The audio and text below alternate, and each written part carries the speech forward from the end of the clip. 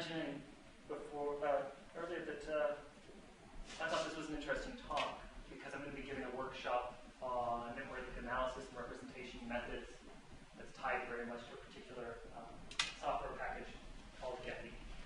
And so typically explaining what network analysis is and what network representation is and how that applies to humanities scholarship comes as part of that workshop.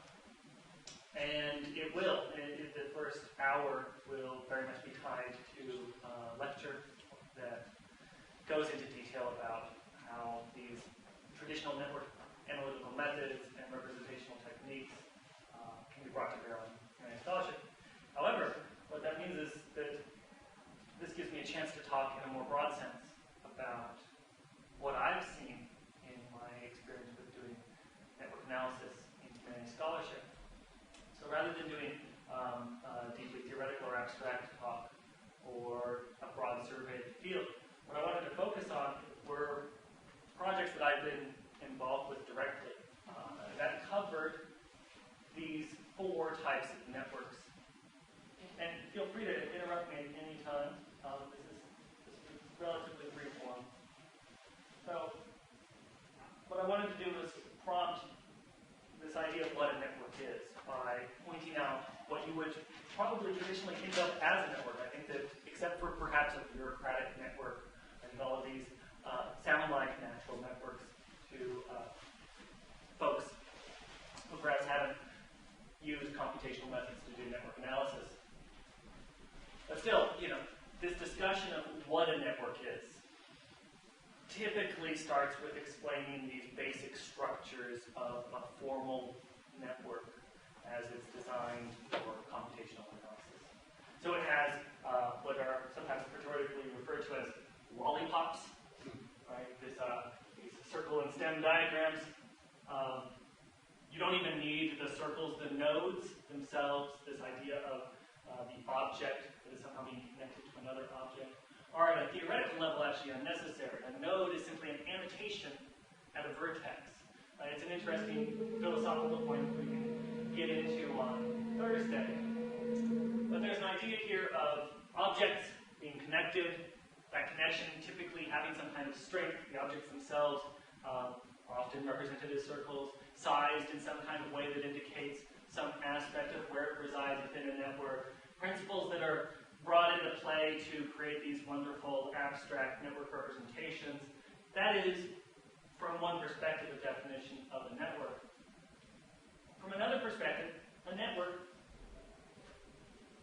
is a form of publication of complex phenomena.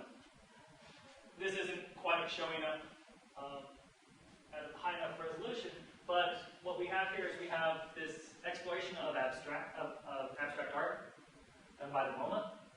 So this is an interactive application on the MoMA's website where you can look at, this is Pablo Picasso, and you can see who he's connected to and how the MoMA is defining these connections to other artists.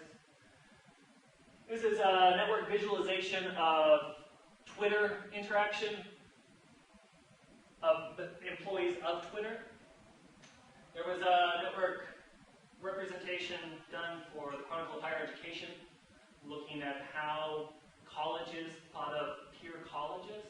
So what universities referred to as their peer universities, and how the perspective gave different groupings of who thought who were peer universities. And again, using this abstract circles and lines network representation. This is Google Ripples, which is based on their Google Plus social network, to show how messages bounce from one user to another. We're seeing, or at least I'm seeing, more and more use of what we think of as abstract traditional network representation to refer to things in relation to each other, using this basic circle and line aesthetic. And so networks are becoming another form of typical knowledge representation, like maps, like spatial maps. But really, what I think of as networks is this focus on emergence and complexity. And emergence and complexity are much more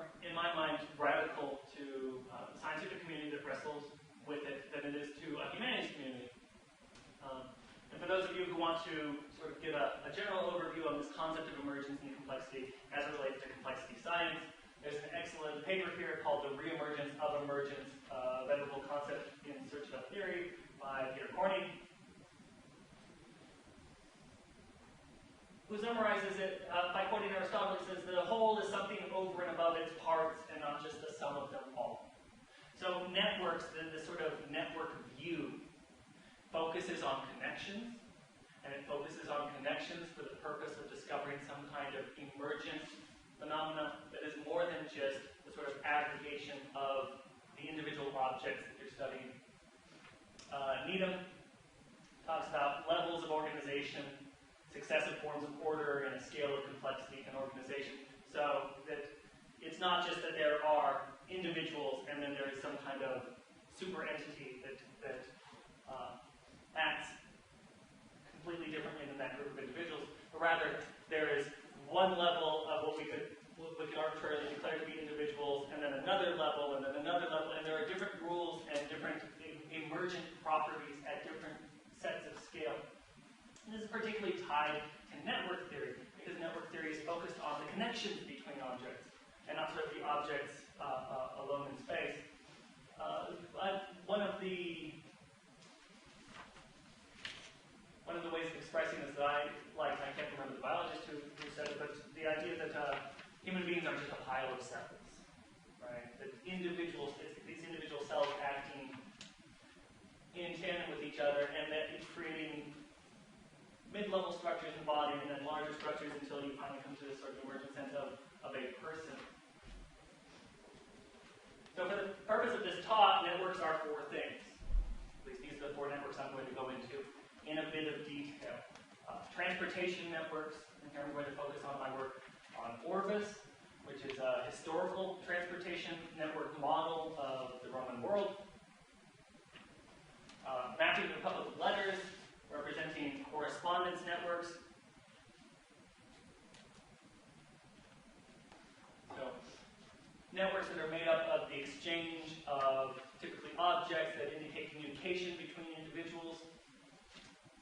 Genealogical networks, so networks that are based on lineal and marital relations. And what I refer to as bureaucratic or administrative networks, which are networks related to state entities and how state entities tend to organize or are organized. And the four major things that I want to focus on, what I thought of as overriding themes in these disparate networks with disparate approaches, is this concept that a network implies, and a sort of network view implies these four distinct steps. Creation of a network, wherein the expert has to determine what the objects are and what the connections are, and quantify or categorize the connections, what the strength or quality of these connections are, and what the attributes of the objects being measured are. And this is incredibly important. I'll get into this more for the folks taking the workshop, because it's more related to performing formal computational analysis. But how you define your network is going to drive the representation and analytical results that come out of it. To the point that if you are sloppy in the way that you design a network, the results are completely worthless. Organization, so once you have something that you consider to be a decent representation of whatever it is you're studying, how you subdivide that, because again, networks are intimately tied to the sense of scale, and how you subdivide it and recombine it, and how that works toward the goal, which can be either an analytical goal or a representational goal, or both. Network analysis is, I think, very powerful, but network representation also is very powerful. And it might be that a perfectly legitimate goal is simply to create a visual representation of the way that you were thinking of something being structured, simply as an object to respond to. I think that one of the best aspects of the digital humanities is this salon aspect, where folks gather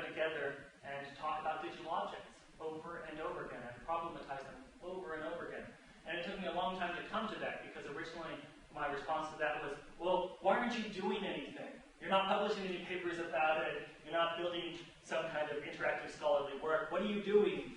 You're just getting together and talking about this same database or this same network or this same thing over and over again. And then I realized that the complexity was in the response to it and the dealing with it. And I think that even if you never perform any of the analytical methods for publication and only use it as a sort of rhetorical device so that it leads you to doing more traditional research, I still think that's actually a valuable use of this network view of humanities scholarship. So there are other kinds of networks. There are other kinds of networks that I've dealt with. I've done some Twitter network analysis, focused primarily on the Oslo bombings and the Egyptian Revolution, and some Wikipedia. Wikipedia is a network of editors and edits and pages, also related to the revolutions in the Middle East. I did a network analysis of TV tropes. Does anybody here know what TV tropes is? It's a shame because it gets 400,000 hits a day.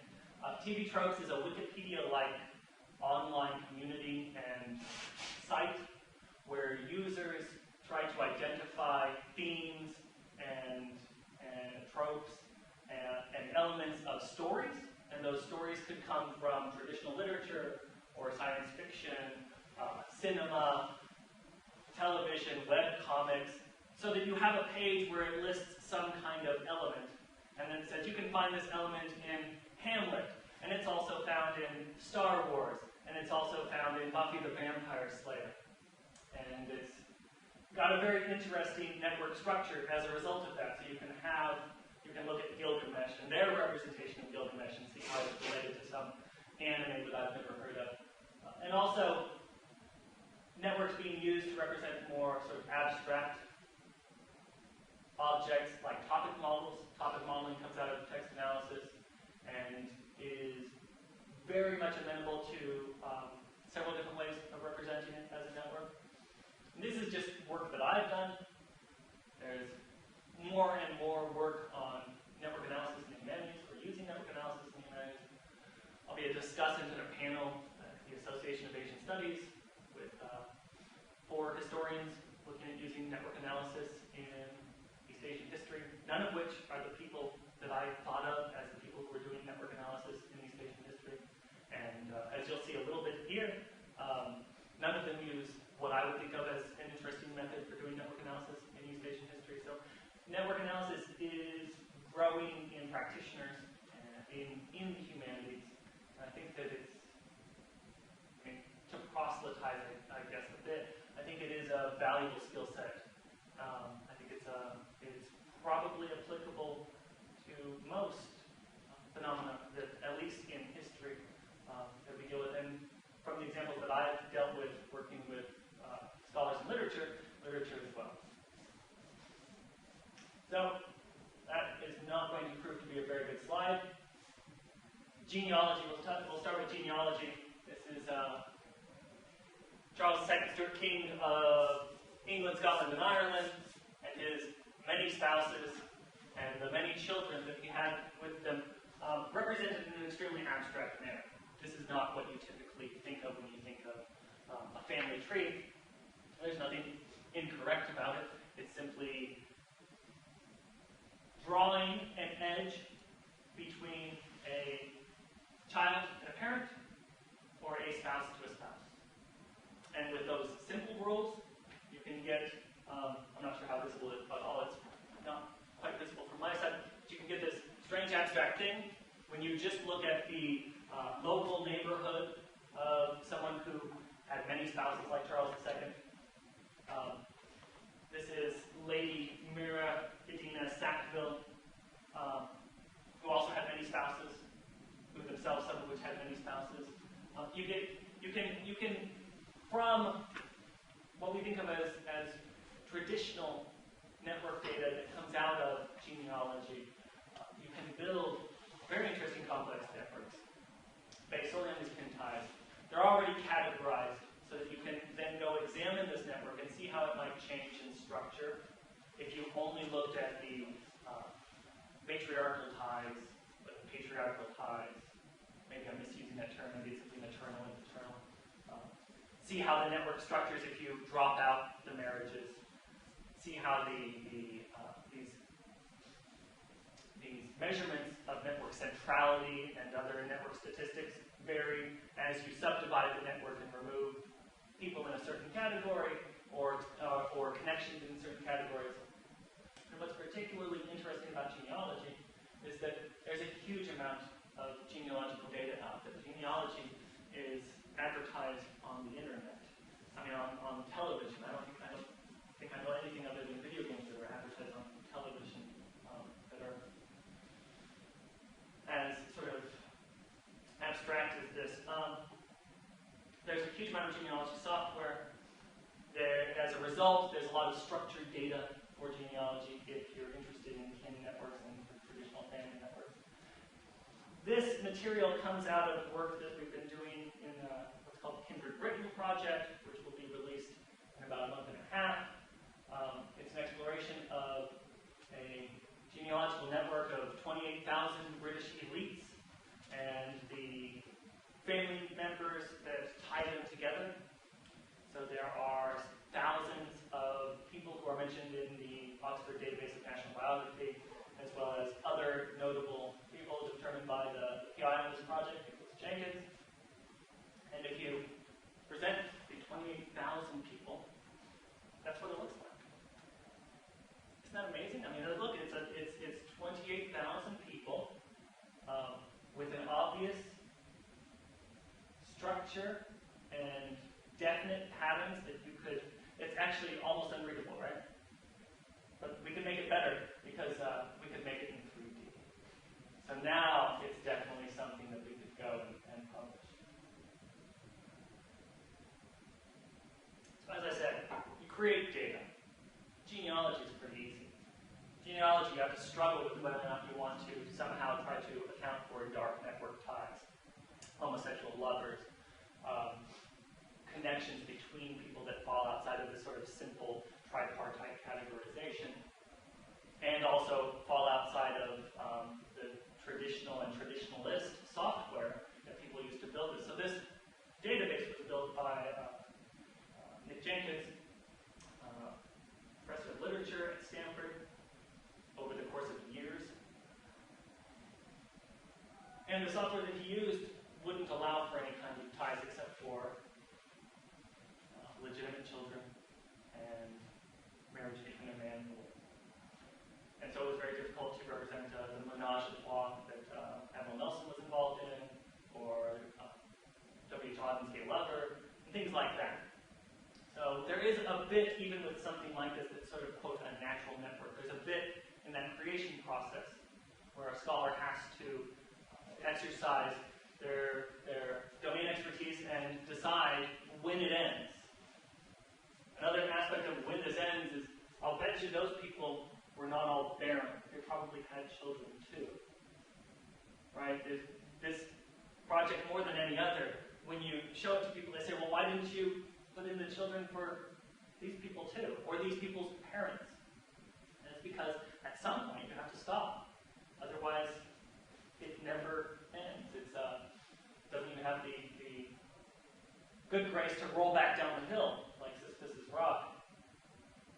So once you've created something, even though it's fun to show 28,000 of anything and the lines that connect them, maybe you can talk about some pattern. The only really interesting pattern here is that you have this axial spine of royalty that goes back to 600, because you can keep track of their family relationships a lot easier. So I don't really understand what I'm. Right, no, it's meant to not be understood. It's meant to be extremely abstract. Each of these dots here is a person, and at this scale you can hardly even see how they're connected to each other. So it's meant to be abstract, and to point out that once you've created something, this organizational phase has to focus on some kind of recognizable method for representing this giant structure, and somehow still getting at these emergent properties at scale of this giant structure. So when we think of family trees, this is how we think of family trees. I'm not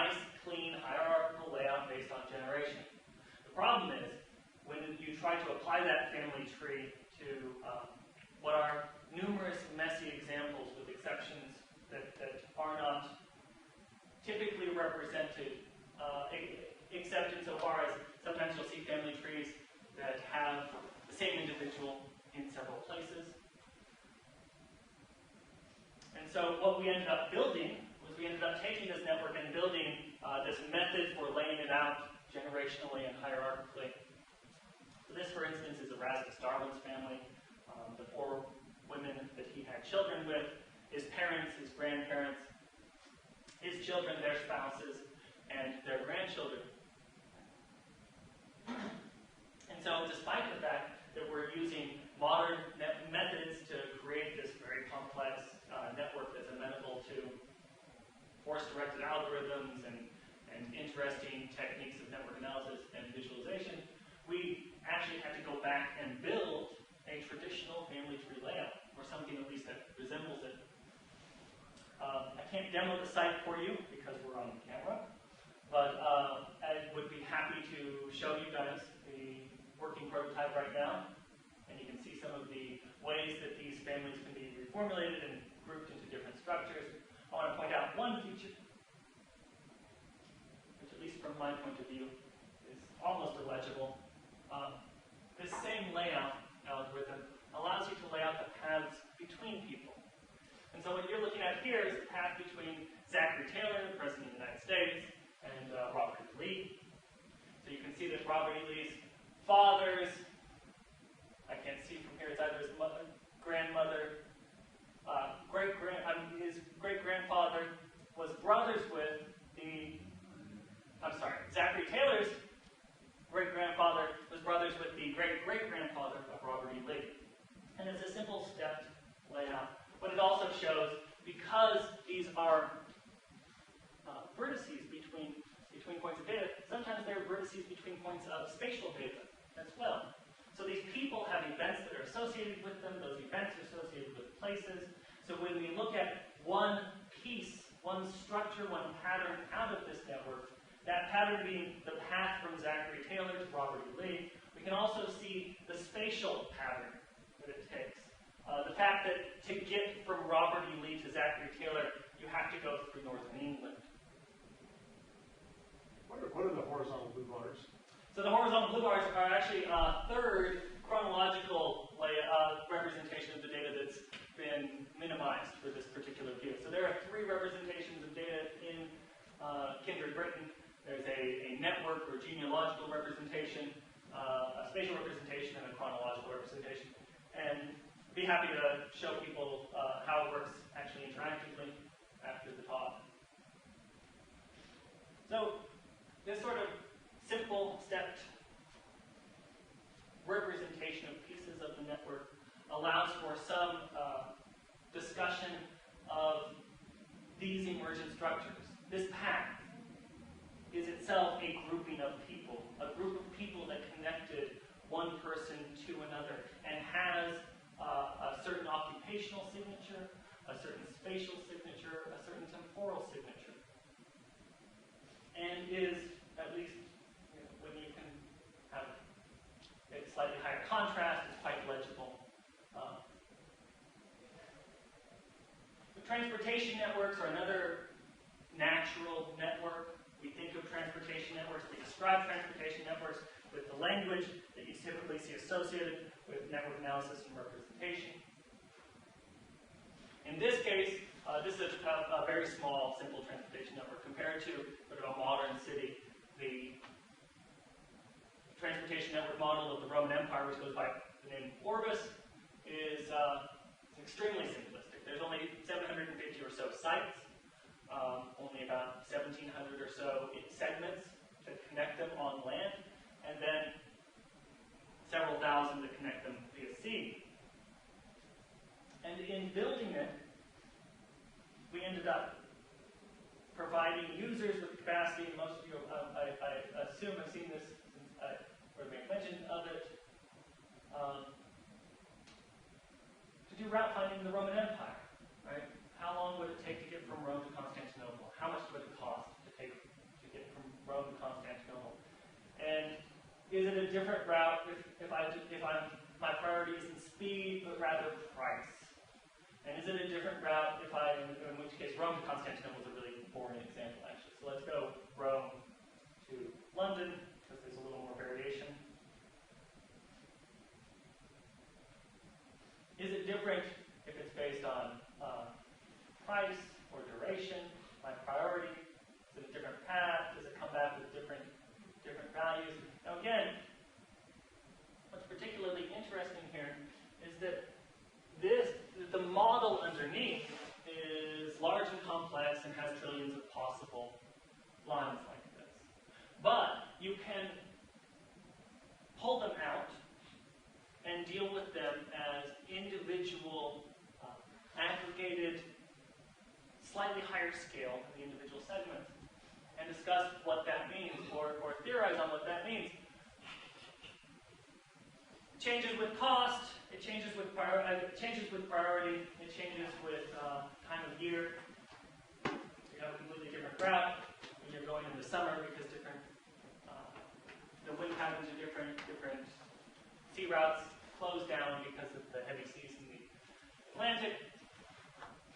And what we can do is then, so at that scale, that's the sort of small scale, high resolution look at the network.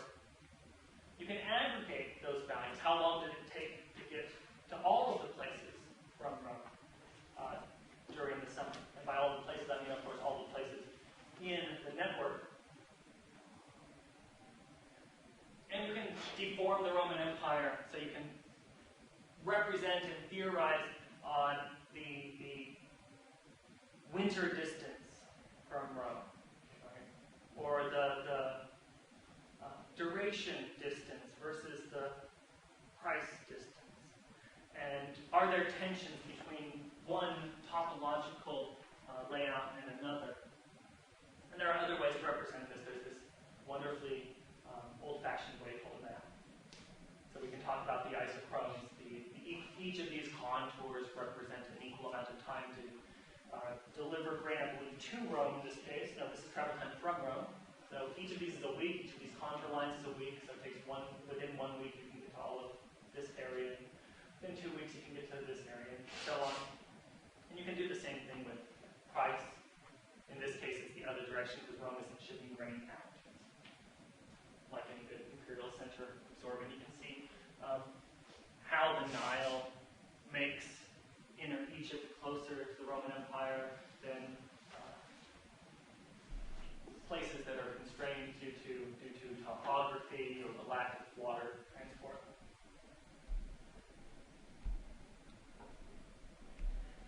And you can dive into it in a slightly more at an even higher resolution. So within a network, there is this concept of an ego network within networks. And an ego network is all of the connections, all of the nodes that are immediately connected to a node. That's a first-degree ego network. A second-degree ego network would be all of the nodes that connect to the nodes that I just selected. So here's Mediolanum, and here are the sites that are connected to it. And this sort of signature of connectivity is itself something that is an attribute of, not Mediolanum, but this sort of group. The use of ego networks like this, there's some good work in archaeology that deals with ego networks. And it's a very simple network principle.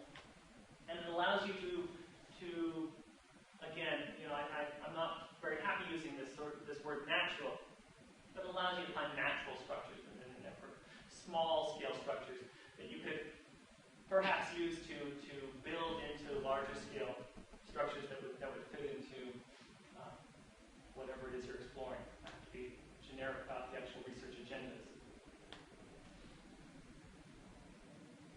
And then there's some other things that we can do, which is not quite at one scale and not quite at the other. So, if you took all of the routes from Rome to London over time, over the course of a year, regardless of whether you're traveling in one direction or the other, regardless of whether your priority was cheapest or fastest, we took them and we aggregated them, then are there patterns that can be found within that larger subset of the network? And what's interesting here is the larger subset hasn't gotten geographically larger in scope, but rather chronologically larger in scope, and sort of conceptually larger, because you're including both priorities. So if first of all, major caveat, if you accept that Orbis is a decent model of the Roman world, and you had a report that someone had traveled between Rome and London, and that's all you knew. You didn't know when they went, you didn't know why they went, you didn't even know if they were going from Rome to London or from London to Rome, then it would stand to reason that you would think, well, they could have been anywhere. They could have gotten from here to here in any way. But, again, if we accept that Orbis is a decent model, probably not. In fact, you can talk about the probability of where they might have been. And you can correlate that with other historical evidence that you might have found to better understand patterns for which we have little evidence. I like building these interactive representations of things. So in that example, we could look at the difference, for instance, in blue here. Rome, Constantinople, this is a very sort of abstract projection. Rome, Constantinople in blue, Rome to London in red. And you can see that what we can say about travel between Rome and London is distinct from what we can say about travel between Rome and Constantinople. And so this organizational concept, how you take the network that you've created and parse it out so that you can theorize about different properties at different scales, is intimately tied with the concept of networks. You can't do this. You can do this if you have a sort of indexing, like a spatial indexing. You can do this a bit because, of course, you can use aggregation methods in GIS. But with networks, because its focus is on the connections between them, these annotated connections between objects, it is much more integral to the analysis.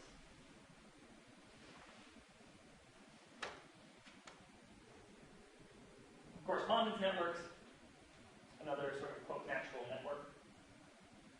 Voltaire sends one letter to you, then you're connected to Voltaire's correspondence network.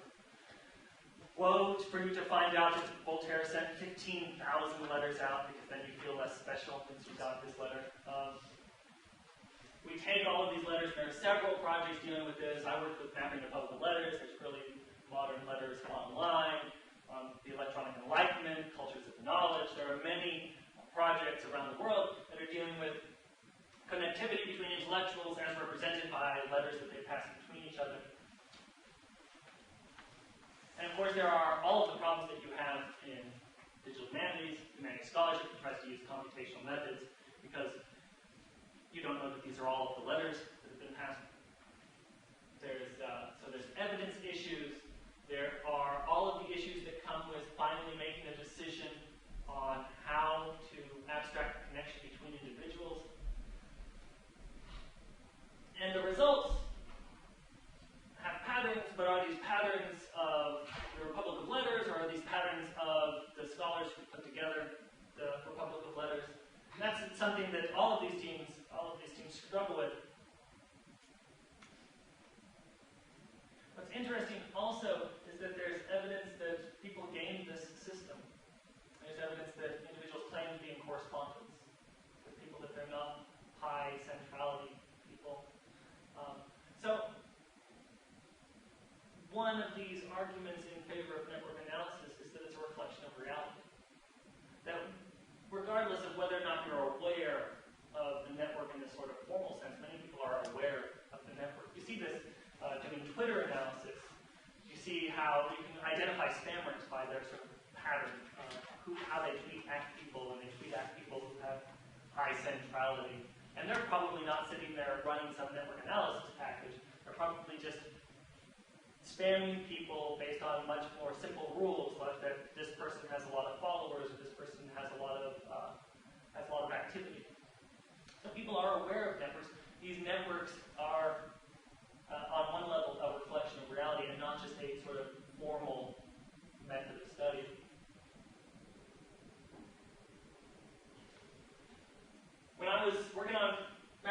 letters, we talked about how many ways something could be connected to something else. That a letter wasn't just a connection between two people, it was a connection between two places, the source and the source location and the target location. That a person was a connection between people who had sent letters to that person on either side. This idea that what's a node and what's an edge, what's a connection and what's an object, is very ephemeral. And even an individual could be a connection between different sources, primary sources for the data, so that you could do study of the work of the methods itself. I think that's very interesting because ultimately, this will be hard to tell, I wonder. Ultimately, mapping along with letters and early modern letters online, and all of these things that are about letters aren't about letters. They're projects that are about people and sometimes locations. But really, you can have a republic of letters where the letters themselves are the nodes and the people or the locations are just what connects them. And it's very interesting because letters are content rich. And if you apply methods of text analysis to the content of those letters, then you can map out thematic and stylistic and semantic territories. You could map that onto people. I'm loath to use the word map, but I can't think of a better word for it right now. So a person who is taking part in certain types of stylistic and thematic language can be revealed by these letters. These letters are also temporal, so you can see how a person's or a place's thematic and stylistic content changes over time. Ben Adams and Grant McKenzie at UCSB just put out a paper, I think it's finally out, where they look at travel blogs, 120,000 travel blogs, and they do text analysis of these travel blogs, and then associate the results of this text analysis, which identifies topics or themes. They associate it with the places that people are writing about. I got to see a demo, I don't think they ever released this, but you could type in glacier, and you would see all of these wonderful places around glaciers, and then you'd see some strange things in Florida or something, because it turns out there's some little place in Florida that has something glacier related. Matt Jockers, who was at Stanford till recently, uses networks to better understand genre evolution by trying to map the similarity between books. And that similarity score is based on text analysis. And so there is very much, I mean, this is a almost too rich a field. Nodes aren't people. When I am going to give this course on Thursday, I'm not going to teach social network analysis. Nodes are anything.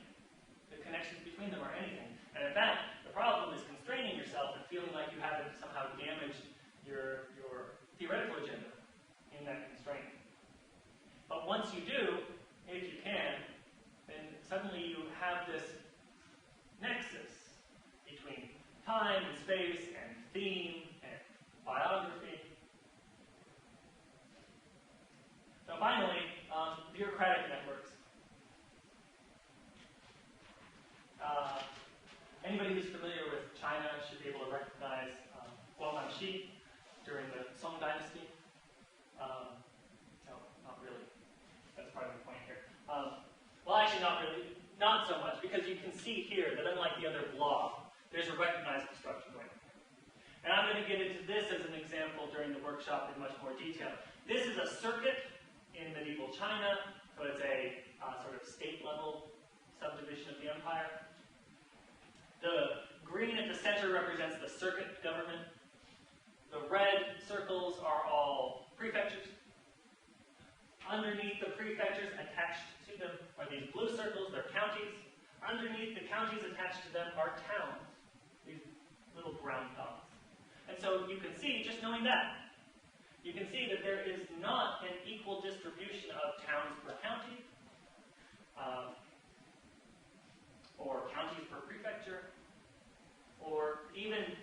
prefectures of any trait.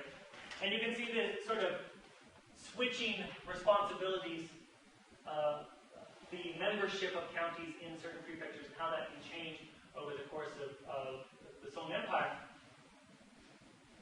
This is not typically what's thought of when people refer to bureaucratic and administrative networks. I like this because, again, it's one of these natural networks. If you read a gazetteer, this is how it describes it. It says, these towns are in this county. These counties are in this state. These states are in this whatever. And so that hierarchical arrangement is a natural network that, if you map it out, you find out that if I look at these circuits of the Song Dynasty, that there is variation. And that variation, that pattern of variation, is representative of some kind of historical reality. More typically, we see bureaucratic networks like this, more Chinese. In this case, we're looking at the CBDB, the China Biographical Database Project, which examines Chinese officials over the course of Chinese history from the Han, I believe. This is a bureaucratic network wherein the ties are correspondence between Neo-Confucian scholars. So it's a correspondence network. But it's a correspondence network between officials. So it's a bureaucratic network. Here's a network of kinship ties between bureaucratic officials. So this is a genealogical network. But it's a bureaucratic network because these people have official power.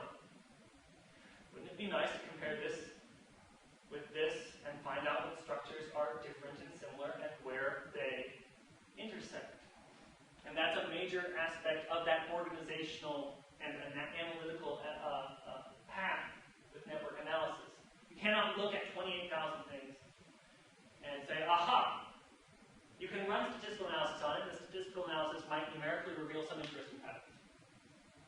But more than likely, what you're going to end up doing is partitioning it in some manner or another. You're going to only show me people who are connected by kinship. And now only show me people who are connected because they wrote letters to each other.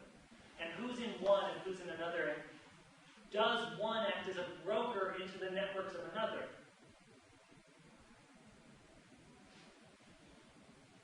And it would be complete, of course, if I didn't show you where officials came from and where they ended up. Now, you might be able to tell where the capital of China was during this period. Well, according to 1259. Not where I would put the capital of China. I'm not sure. This isn't my work. This is again out of Harvard. So I'd have to go back and check on this. But the point is, people acting as connections between locations. So this is a geographic network, but it's also a bureaucratic network. These networks are contrastable, and divisible, and in that division, it allows you to examine and theorize about these emergent structures at different scales. And that's about as much I could talk about networks, just sort of getting up here and going through networks. Obviously, there is a lot of jargon and technical language around network analysis. And I'm going to get into that on Thursday. But there's accessible material on it. I think what's interesting here, we see the same thing with GIS and what's sort of referred to as the spatial humanities. That these tools and these methods are becoming much more accessible. So implementing them into research means that you don't have to suddenly become the network historian guy or the GIS literature person. Instead, it's simply one view into your data that is going to likely be an applicable view. And very typically, at least in my experience, the things being studied have a network view, have a spatial view, have a view that's amenable to natural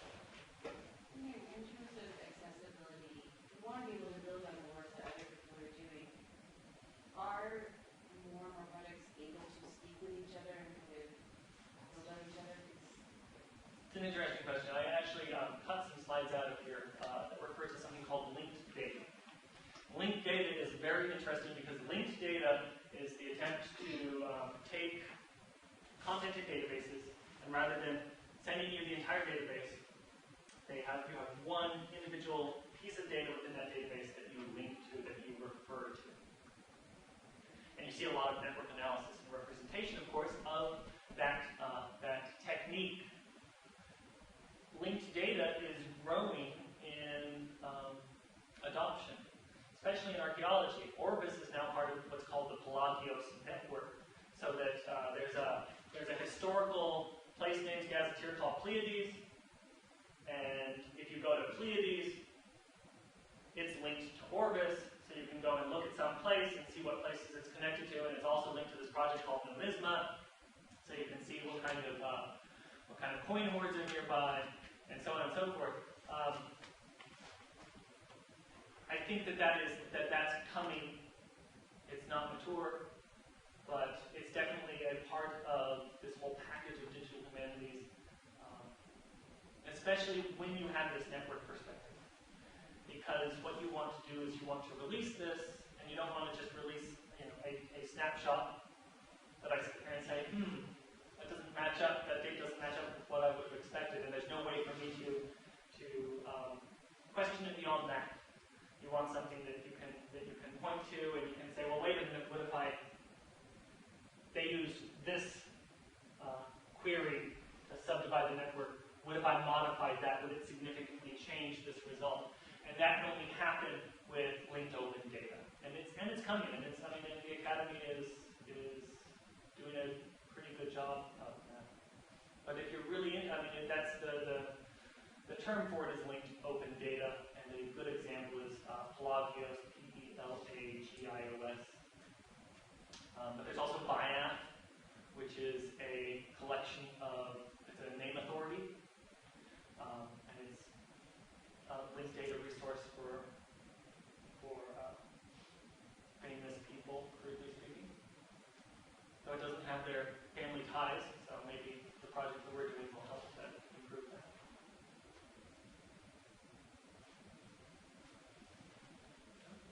Yes, sir. You spoke about the uncertainty, the humanistic uncertainty in some cases surrounding these graphs as something kind of outside and before them, and the graph models that you presented here are indeed, there's weighted graph and there's some directionality going on too, but there's no formalization of uncertainty in the graph model itself. There are some graph theoretic models that do take that into account. Have you heard of any projects that do that or explored it yourself? Well, so like fuzzy graphs, for instance. no, I haven't dealt with. The only uncertainty that I've dealt with is representation of levels of uncertainty of data within that's being given back, not the graph structure itself. So, for instance, one of the reasons why we started building this was so that we could say, if you took one of these routes, it was highly unlikely that that route would be consistent. So we could derive probabilistic uncertainty from the model itself, because there isn't historical evidence in many cases of all of these routes. So you couldn't just say, well, this is a historically attested route. You'd also want to pull something out. But no, not familiar with uncertainty of, is this uncertainty of edges? Is it uncertainty? I'd love for you to send me a paper. Sure. Yeah, the fields in general would be applying rough and fuzzy set theory to set theory being the mathematical basis for a lot of this. So graphs, the term graph means network. So you'll oftentimes hear people say graph analysis. And sets are networks too. And everything's networks. Topologies are networks. Everything's a network. I'll show you something that doesn't look like a network at all. And I really enjoy things that are networks that don't look like networks at all. Other questions? Yeah. What do I care? Who knows? I keep pulling things up and it ends up being almost illegible. There's a lot there. This is a hex map of Europe. You can't tell. There's little hexes here. And what's interesting interesting is that it uses topology. It's topologically aware, so each of the hexes knows what its neighbors are. And maybe a better example.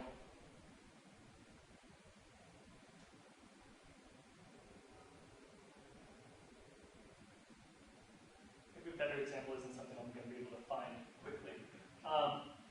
But you can tell, so the border, for instance, between the United States and Mexico is a connection. And in fact, you might even describe its length as the strength of its connection. Though some people would take issue with that. It depends on what your perspective is on the subject matter. But so topologically aware spatial data that knows that a shared border is shared means that you can actually transform that immediately into networks.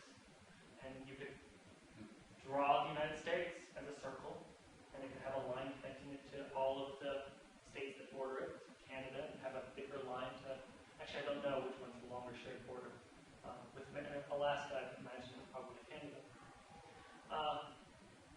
And that's sort of uninteresting in a modern sense, because of course there's many more connections. There's the airports. But it's very interesting when we think about models of state formation and how states absorb smaller states or interact with states, frontier regions, core periphery boundaries, things like that. Networks, geography, much of geography can very easily turn into a network. It's interesting because we start talking about fuzzy graphs and set theory and other things that somebody who has a background in philosophy and Chinese history. When I hear that, I think, it sounds a little too cutting edge for me. One of the things I like about digital humanities is that it's using established practices, well-established, solid network analytical and spatial analytical methodological perspectives to answer real pressing questions in these domains. And so I've seen, especially when managed scholars are collaborating with computer scientists, I've seen the research agenda grow to theoretical because, of course, computer scientists have long solved a lot of these simple problems. And they're moving on to even more sort of complex issues. Whereas there are some very interesting problems in humanities that can be solved with existing off-the-shelf methods and libraries and tools. I'd still love to see, a sort of good intro paper to fuzzy graphs. Other questions? Have you used some of the prediction methods in networks? So if you were to look at, say, the Roman Empire, if they had collapsed, where would they expand next? Or which front would they have taken over? So this last year I've been working on this genealogical project and another project, and it looks like this year we'll be revisiting Orbis. And one of the main goals with that is to explore probabilistic models from the sort of perspective of geographic transportation network as a Bayesian model. If I go to a certain point, what is the likelihood that I'll go to point A or B or C? And also using it to drive stochastic models of state formation. So, no, we haven't. Guess we will. And maybe it'll work.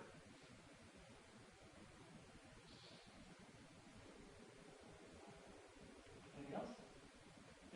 I have a couple possibly related questions.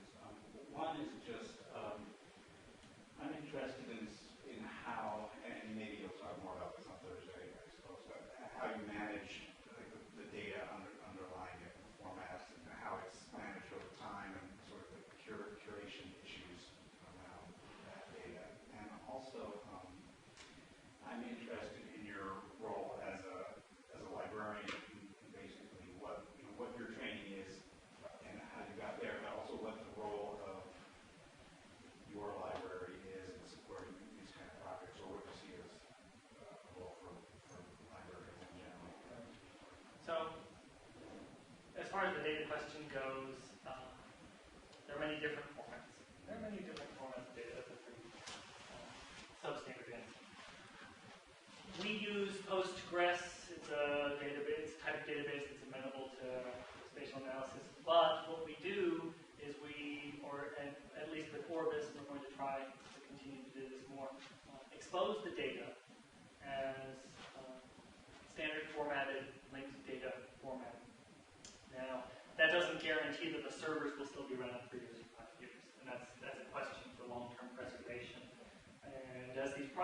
more and more complicated. It's long-term preservation that's in the camp of folks like Henry Lovewood who are looking at how to preserve games in virtual worlds.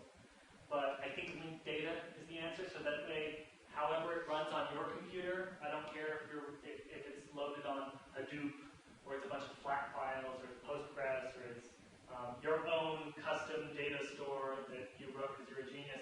It's exposed according to a standardized format so that people can access and link to it. And then, presumably, some kind of archiving, somebody with an archiving agenda would go about archiving there in some standardized long-term format, especially if it's referenced in works, right? If this is used in somebody's paper on X, then that would have a higher priority to be backed up than just another exposed data set. As far as libraries go, I've started to put more prominently that I'm at Stanford University Library rather than just Stanford University, because I noticed that if you don't say that, people assume you're a faculty member, and that's always a little bit weird.